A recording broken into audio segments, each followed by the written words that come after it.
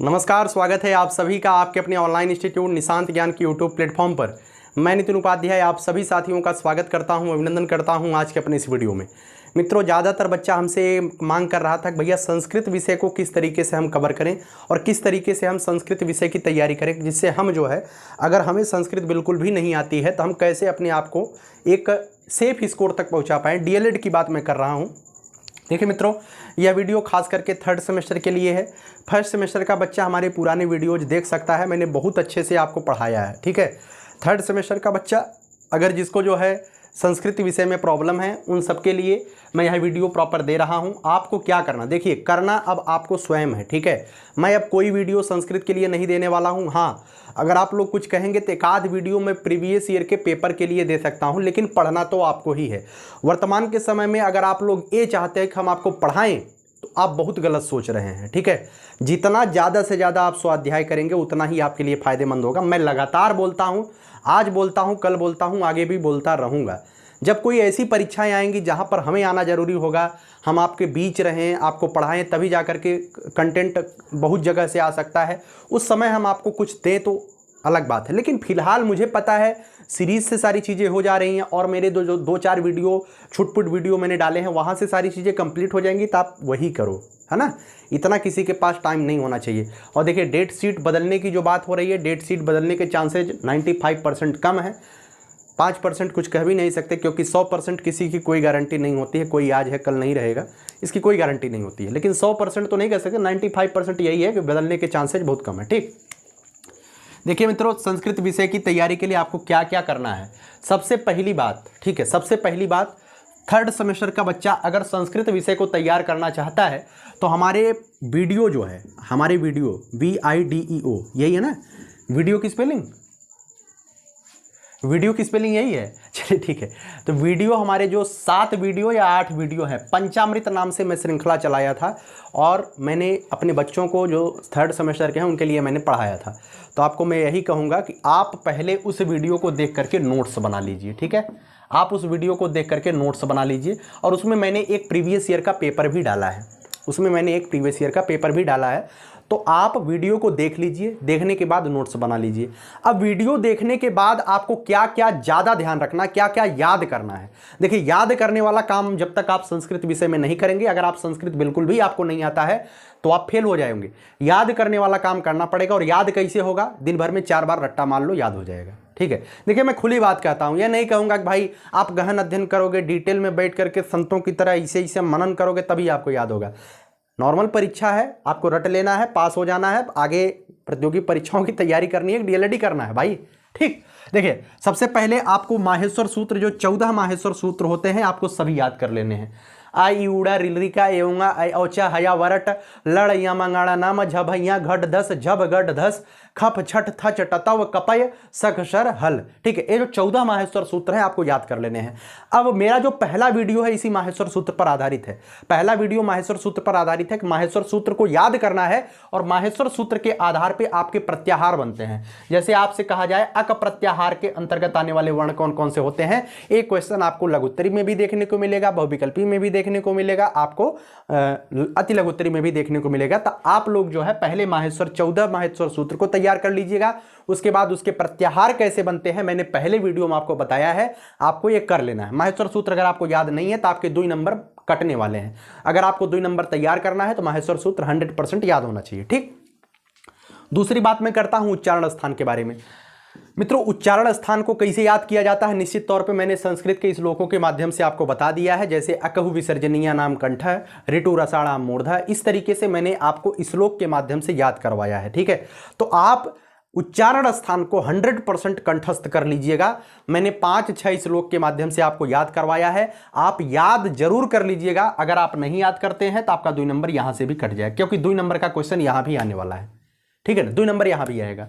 और तीसरे पर आपको क्या करना है, तीसरे पर आपको जो है, देखिए एक काम तो जरूर करना है, माहेश्वर सूत्र को जरूर रटना है। नहीं याद होता है 2 बार 3 बार 4 बार 10 बार में याद होगा ना, 10-10 घंटे आप पढ़ाई करो, लेकिन जो चीज़ें मैं आपको होमवर्क के तौर पे दे रहा हूं इसे आप जरूर करिएगा। उच्चारण स्थान एक बार में नहीं याद होता है, 2 बार 3 बार 4 बार याद तो जरूर होगा ना, क्योंकि मनुष्य से बड़ा कुछ भी नहीं है भाई, 100% आपको याद होने वाला है। तीसरे में आपको क्या करना है, संधि के सूत्र। देखिए स्वर संधि जो होता है, स्वर संधि आपसे संधि के उदाहरण तो पूछा ही जाएगा। जैसे आपसे पूछ लिया जाए पर्यावरण में कौन सी संधि है, परिधन आवरण पर्यावरण होता है, कौन सी संधि, यण संधि है, तो यण संधि का सूत्र क्या होता है, इको यणचि। देखिए मान लीजिए संधि आपको बिल्कुल भी नहीं आती है, तो आपको अब कैसे आएगा। देखिए संधि नहीं आती है तो मैं मानता हूं आपको संधि नहीं आती है, लेकिन आप संधि स्वर संधि जो होता है उसके 5 सूत्र आप याद कर लीजिएगा। जैसे दीर्घ स्वर संधि का सूत्र क्या होता है, अकः श्रवणे दीर्घ है। उसके बाद गुण स्वर संधि का सूत्र क्या होता है, आद गुण है। वृद्धि स्वर संधि का क्या होता है, वृद्धि रेचि। उसके बाद अयादि स्वर संधि का क्या होता है, एचो अयवा याव है। उसके बाद कोई संधि बीच में बच रही है, उसके बाद गुण स्वर संधि, वृद्ध स्वर संधि, अयाद स्वर संधि, यही सब 5 जो स्वर संधियां हैं उसकी जो है आप सूत्र जरूर याद कर लीजिए, क्योंकि आपसे ऐसे ही नॉर्मल क्वेश्चन पूछ लिया जाएगा। यण स्वर संधि का सूत्र लिख करके उसे समझाइए। देखिए कभी ये नहीं कहा जाएगा कि मात्र सूत्र लिखिए, वो कहा जाएगा कि सूत्र लिख करके समझाइए। तो आप समझा तभी पाएंगे जब आप हमारे वीडियोज को देखे रहेंगे। निश्चित तौर पे मैं ये दावा करता हूं, 110% मैं दावा करता हूं, आप हमारी वीडियोज को देख लीजिएगा, 100% आपका बैक नहीं लगेगा संस्कृत में। भरोसा करो मेरे ऊपर, ठीक है, भरोसा करो। आज तक आपने भरोसा किया है अपने भाई के ऊपर, आगे भी भरोसा कर लो, ठीक है, निश्चित तौर पे आपका फायदा ही होगा। तो स्वर संधि के सूत्र भी मैंने बताया वहां पर, और उसके जो समझाने वाले काम आते हैं, जैसे यण स्वर संधि को समझाइए और उसका उदाहरण लिखिए, ठीक है, तो निश्चित तौर पे आएगा, ठीक है ना। आगे बात करता हूं, जो इसके उदाहरण होते हैं, उदाहरण को भी आपको याद करना है, उदाहरण को भी आपको समझना है, निश्चित तौर पे समझ लीजिएगा। आगे बात करते हैं मित्रों समास प्रकरण। समास प्रकरण में बहुत आपसे समास संस्कृत में परिभाषा नहीं पूछा जाएगा कि अव्ययी भाव समास का संस्कृत में परिभाषा लिखिए, नहीं, आपसे प्रतिदिन लिख दिया गया है, आप प्रतिदिन लिख दिया गया है, प्रतिदिन का समास विग्रह करिए।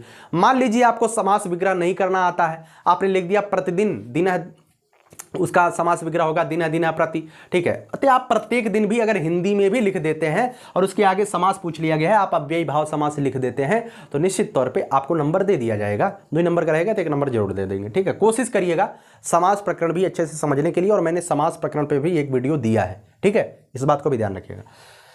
आगे बात करता हूं मित्रों, ये बहुत बड़ा टॉपिक है, वचन विभक्ति का ज्ञान, वचन एवं विभक्तियों का ज्ञान, उसके साथ साथ कारक का ज्ञान, क्योंकि आपके डीएलएड में पूछ लिया जाएगा कि संस्कृत में कितने कारक होते हैं, बताइए।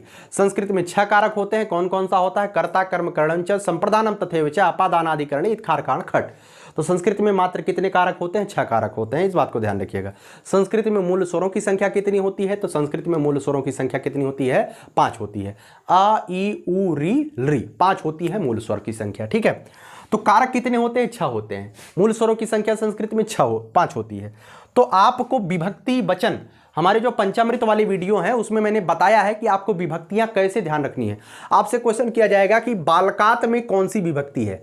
बालकात शब्द में एक शब्द दिया जाएगा बालकात, और बालकात में कौन सी विभक्ति है। तो आप अगर आपको विभक्ति या रूप नहीं याद है, जो शब्द रूप होते हैं नहीं याद है, तो आप विभक्ति नहीं बता पाओगे। और शब्द रूप से विभक्ति कैसे छांटते हैं, मैंने आपको वीडियो के माध्यम से मैं मानता हूं कि मेरे उस पंचामृत श्रृंखला की वीडियो में सबसे बेहतरीन वीडियो मैं यही बनाया हूं कि इसके माध्यम से आप विभक्ति कैसे पहचानोगे, ठीक है। बहुत बेसिक से, बहुत इत्मीनान से, पूरी तन्मयता ईमानदारी के साथ मैंने आपको समझाने का प्रयास किया है। 100% आप समझ पाएंगे। तो कि जैसे बालक का रूप लिखा गया है उसमें पंचमी विभक्ति कौन सी होगी, 100% आप जान जाएंगे, वीडियो देख लीजिएगा। तो आपको कौन कौन सा रूप याद कर लेना है, क्योंकि यहां से पूछा जाएगा कि बालक शब्द के पंचमी विभक्ति के बहुवचन का रूप बताइए, बालक शब्द के सप्तमी विभक्ति के एकवचन का रूप बताइए। ऐसे क्वेश्चन आपकी परीक्षा में आने वाले हैं। तो बालक का रूप आप याद कर लीजिएगा, राम का रूप याद कर लीजिएगा, नदी का रूप 100% आता है, और गुरु का रूप आता है। नदी और गुरु का तो निश्चित तौर पर याद करके जाइएगा। बालक राम का तो बहुत आसान है, लेकिन नदी और गुरु का रूप 100% याद करके जाइएगा, मेरी बात मानिएगा, ठीक है। उसके बाद पुस्तक का रूप आप याद कर लीजिएगा, बहुत आसान है, कुछ नहीं करना है, बालक के लगभग ही चलता है। असमद और युष्मद का रूप याद करना ये नेसेसरी नहीं है। अगर आप चाहते हैं, जो अहम आवाम वयम माम आवाम अस्मान मया आवाभ्यम अस्माभि वाला जो होता है, वो तम युवाम युवम तम युवाम युष्मान, ये वाला जो रूप होता है ना, अगर आप याद करना चाहते हैं तो याद कर लीजिएगा। ये एडिशनल है, मतलब कि अगर चाहें तो याद कर लीजिए, नहीं चाहेंगे तो भी काम चल जाएगा, क्योंकि यहां से क्वेश्चन रेयर केस में हो सकता है पूछ ले, नहीं तो अधिकांश संभावना यही 4-5 रूपों से है, बालक से, राम से, नदी से, गुरु से, पुस्तक से, ठीक है ना। आगे बात करते हैं मित्रों, और 1 से 20 तक गिनती याद कर लीजिएगा, 2 नंबर आपका यहां से फिक्स हो जाएगा। एक ही बहुविकल्पी में देगा, एक ही जो है लघुत्तरी में देगा या लघुत्तरी में देगा। लघुत्तरी में कहेगा 10 से लेकर के 20 तक जो है गिनती लिख दीजिए संस्कृत में, या कहेगा 1 से लेकर के 10 तक गिनती लिख दीजिए संस्कृत में। 20 तक तो आपको संस्कृत की गिनती आनी चाहिए, 2 नंबर आपका आने वाला है। 2 नंबर तो नहीं, 1 नंबर पक्का आएगा। ठीक, उसके बाद बात करते हैं मित्रों धातु रूप। धातु रूप किसी भी धातु का एक रूप, या जैसे पट धातु का ही रूप याद कर लीजिए, पठत पठता पठंती पठस पठता पठत पठाम पठाओ पठामा, एक धातु का रूप याद कर लीजिए। और मुझे तो पता है कि आपको 5 लकारों में रूप जो है याद होना चाहिए, लेकिन अगर आप 5 लकार याद नहीं कर पाते हैं तो आप लट और लिट लकार जरूर याद करके जाइएगा, क्योंकि आपके सेमेस्टर में लट और लिट लकार है, ये 100% आपकी परीक्षा में आएगा, यहीं से आएगा लट और लिट लकार से। लेकिन आप जानते हैं डीएलएड है, पीएनपी है, कुछ भी कर सकती है, तो 5 लकार अगर आप याद कर लेते हैं तो कोई गलत नहीं करेंगे। ठीक है, जैसे पिछली बार क्वेश्चन आया था क्री धातु का रूप लिखिए, क्री धातु का लिट लकार में रूप लिखिए, 2 नंबर में आया था। अब किसी को अगर पता होगा करिष्यत करिष्यतः करिष्यन्ति, करिष्यसि करिष्यथः करिष्यथ, करिष्यामि करिष्यावः करिष्यामः,